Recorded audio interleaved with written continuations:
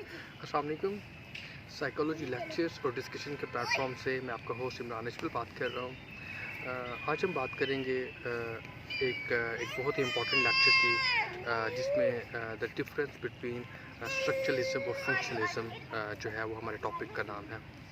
अब basically structuralism क्या चीज़ है, उसकी आगे फर्दर जो है क्रिटिक्स ने उसके बारे में क्या बात की, इसका क्रिटिसिज्म क्या है, और उसके बाद हम बात करेंगे फंक्शनलिज्म क्या है और इसके जो क्रिटिक्स हैं उन्होंने क्या बात की है, और उसके बारे में हम फर्दर स्टडी करने की हम कोशिश करेंगे, उसको फर्दर एक्सप्लेन करने की हम कोशिश करेंगे।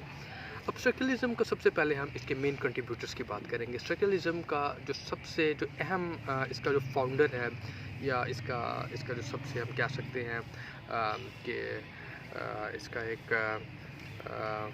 इसका ऑथर है, उसका नाम है विल्हेल्म वुंड।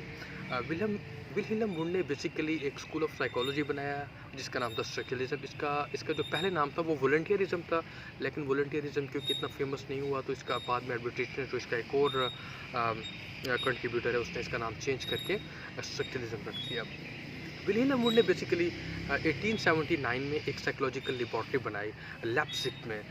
उसका मकसद क्या था? उसका मकसद ये था कि जो डिफरेंट किस्म के जो एक्सपेरिमेंटेशन जो इसमें जो है डिफरेंट किस्म की एक्सपेरिमेंटेशन होती थी, एक्सपेरिमेंटेशन का नाम होता था इंट्रोस्पेक्शन।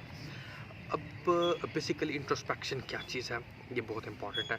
इंट्रोस्पेक्शन में बेसिकली एक तरह का स्टिमुलस लोगों को दिया जाता था, और स्टिमुलस को देने के बाद उन लोगों से भी पूछा जाता था कि जी इसके बारे में पूछा जाता था कि इसके बारे में आपके ख़यालात क्या है, आपकी इंटरनल थिंकिंग क्या है इस स्पेसिफिक स्टिमुलस के बारे में।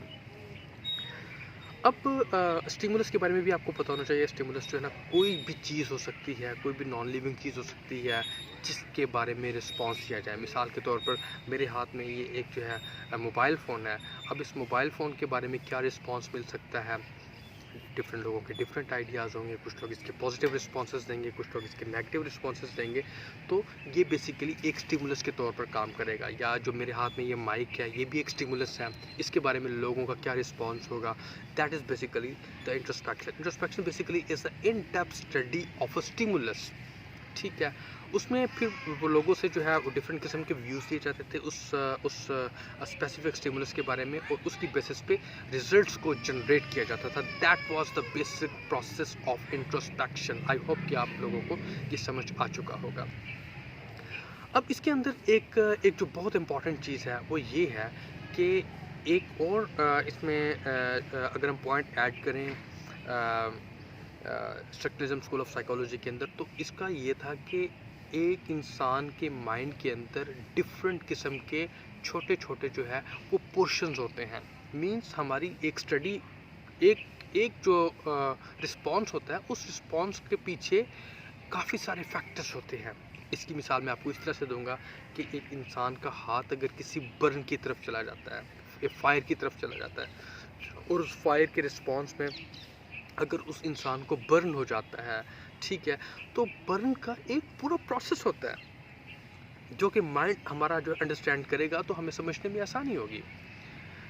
इसमें जो है उस स्टडी एज ए होल की बजाय डिफरेंट किस्म के छोटे छोटे टुकड़ों में अगर हम चीज़ों को देखें परखें तो हमें उस चीज़ को समझना आसान होगा। मिसाल के तौर पर जब फायर को हमारा हाथ टच किया, टच करने के बाद सेंसरी रिसेप्टर्स के थ्रू मैसेज हमारे ब्रेन तक पहुंचा। ब्रेन के अंदर फिर एक तरह से एक और प्रोसेस हुआ। उस प्रोसेस के बाद मैसेज वापस जो है मोटर रिसेप्टर्स के थ्रू वापस हमारे उस ऑर्गन की तरफ आया, उस जो है फिंगर की तरफ आया, और उसका अल्टीमेट रिस्पॉन्स क्या हुआ? Pain, burn. अब इसमें बेसिकली वैसे कहने को तो बड़ी जो है छोटी सी बात है कि एक इंसान के हाथ को बर्न हुआ और उसके पेन होना शुरू हो गया, बर्न होना शुरू हो गया फायर को टच करने के बाद, लेकिन इसका एक पूरा प्रोसेस था। प्रोसेस की जैसे कि मैंने आपको ब्रीफ किया, सेंसरी रिसेप्टर्स इसमें आते हैं, मोटर रिसेप्टर्स इसमें आते हैं, ब्रेन के अंदर प्रोसेसिंग होती है। तो जो स्ट्रक्चरलिज्म के अंदर ये कहा गया था कि इंसान के माइंड के अंदर जो है छोटे छोटे जो है टुकड़े होते हैं, वो छोटी छोटी इंफॉर्मेशन को कैच करते हैं। अगर हम उसको छोटे छोटे टुकड़ों के अंदर अगर हम स्टडी करेंगे तो हमारी अंडरस्टैंडिंग अच्छी होगी। ठीक है, यही सेम चीज़ जो है वो बात जो है वो यही सेम जो प्रोसेस होता है, उस प्रोसेस को हम कहते हैं स्ट्रक्चरलिज्म। अब स्ट्रक्चरलिज्म के अंदर जो है विल्हेल्म वुंड ने जो है वो 3 बड़ी इंपॉर्टेंट चीज़ें कही थी कि एक इंसान की जो कॉन्शियसनेस है, उस कॉन्शियसनेस के अंदर जो है आइडियाज़ होते हैं, उस कॉन्शियसनेस के अंदर फीलिंग्स होती हैं, उस कॉन्शियसनेस के अंदर इमोशंस होते हैं। अब कॉन्शियसनेस बेसिकली क्या है? कॉन्शियसनेस एक जो है हमारा करंट स्टेट ऑफ माइंड है। इस टाइम मैं आपको लेक्चर स्टडी करा रहा हूँ, दैट इज़ माई कॉन्शियसनेस। अब इस कॉन्शियसनेस के अंदर मेरे दिमाग में आइडियाज़ भी आ रहे हैं, इस कॉन्शियसनेस के अंदर मेरी फीलिंग्स भी हैं, मुझे गर्मी या सर्दी फील हो रही है, और इस कॉन्शियसनेस के अंदर मेरे इमोशंस भी हैं। मैं हंस रहा हूँ, मैं बड़ा जो सीरियस इमोशन में बात कर रहा हूँ, मैं लेक्चर डिलीवर कर रहा हूँ, तो मेरे इमोशंस भी काम कर रहे हैं। तो ये 3 चीज़ें भी इसके अंदर जो है एडेड है। तो ये बेसिकली हमारा था स्ट्रक्चरलिज्म स्कूल ऑफ साइकोलॉजी। इसके बाद होता है जी फंक्शनलिज्म स्कूल ऑफ साइकोलॉजी। अब फंक्शनलिज्म में क्या होता है? बेसिकली फंक्शनलिज्म में होता है कि फंक्शंस ऑफ माइंड। अब माइंड के स्ट्रक्चर तो हो नहीं सकता। फंक्शनलिज्म के अंदर सबसे पहले तो ये करेक्शन की गई थी कि माइंड का स्ट्रक्चर कोई नहीं होता, माइंड के फंक्शंस होते हैं। अच्छा, अब इसका स्ट्रक्चरलिज्म के अंदर एक जो क्रिटिसिज्म था वो मैं बताना भूल के वो मैं आपको बता देता हूँ कि उसका एक मेन क्रिटिसिज्म ये था कि इसमें माइंड की इंटरनल थॉट्स के बारे में बात की जाती है जो कि मेजरेबल नहीं है। मिसाल के तौर पर एक इंसान की थिंकिंग जो है वो तो मेजरेबल नहीं है, उसको हम किसी पैमाने में तोल नहीं सकते, तो इसकी वैलिडिटी के अंदर प्रॉब्लम्स आए थे। इंट्रोस्पेक्शन की जो है वो रिलायबिलिटी के अंदर प्रॉब्लम्स आए थे। तो ये इसका जो है सबसे बड़ा फ्लॉ था इंट्रोस्पेक्शन का, कि इसके जो है कोई इसकी जो अथेंटिसिटी नहीं थी स्कूल ऑफ साइकोलॉजी की। ठीक है जी। उसके बाद जो है फीलिंग्स की भी आगे फर्दर जो है वो 3 टाइप्स में बताई गई थी। मैंने आपको बताया ना, कॉन्शियसनेस के अंदर फीलिंग्स होती हैं, आइडियाज़ होते हैं, इमोशंस होते हैं। फीलिंग्स वो 3 तरह की बताई गई थी कि फीलिंग्स प्लेजेंट भी होती हैं, फीलिंग्स अनप्लेजेंट भी होती हैं। फीलिंग्स जो है वो एक्साइटेड हो सकती हैं, काल्म हो सकती हैं, और जो रिलैक्स और टेंस भी हो सकती हैं फीलिंग्स। इसमें एक और जो कंट्रीब्यूटर था उसका नाम था एडवर्ड ब्रैडफोर्ड टिश्नर। इसका काम क्या था? इसने बेसिकली जर्मनी से साइकोलॉजी को ट्रांसफ़र करके अमेरिका के अंदर इसने पहुंचाई थी। ठीक है जी, ये इसका मेन कंट्रीब्यूशन ये था। ये बेसिकली जो था ये शागिर्द था किसका? वुंड का शागिर्द था, और इसने उसका मैसेज जो था वो अमेरिका तक कन्वे किया था, या हम कह सकते हैं कि अमेरिकन साइकोलॉजी के अंदर जो सबसे ज़्यादा अहम रोल प्ले किया था वो टिश्नर ने किया था। अब हम बात करते हैं जी फंक्शनलिज्म की। अब फंक्शनलिज्म का जो मेन ऑथर था उसका नाम था विलियम जेम्स। अब विलियम जेम्स ने क्या किया था? विलियम जेम्स ने जो है वो सबसे पहले ये कहा था कि जी एक इंसान के माइंड का स्ट्रक्चर नहीं होता, माइंड का फंक्शन ज़रूर होता है।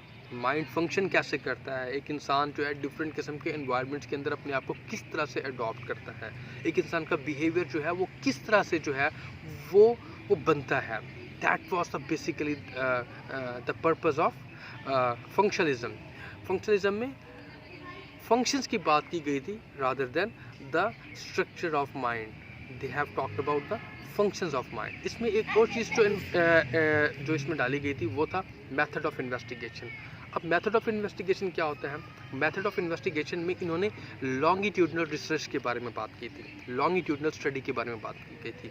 इसमें कहा गया था कि एक इंसान का एक स्टिमुलस है, उसको उसके बारे में रिस्पॉन्स आ गया, that's end. No, this is not an end. उस स्टिमुलस के बारे में लंबी स्टडी करें, लॉन्गिट्यूडनल रिसर्च करें, उसके बाद उसके डिफरेंट किस्म के उसकी जो है रिलायबिलिटी वैलिडिटी को ऐड करें, और उसके बाद उसके रिजल्ट को जनरेट करेंगे, तो फिर हम उसकी ऑथेंटिसिटी को मानेंगे। और ये बहुत अहम इसमें रोल था साइकोलॉजी की फील्ड में लॉन्गिट्यूडनल रिसर्च का, और इसके ऊपर काम किया गया था और काफ़ी सक्सेसफुल ये चीज़ रही थी। तो एक और जो पॉइंट एडेड था इसमें वो था लॉन्गिट्यूडनल रिसर्च का।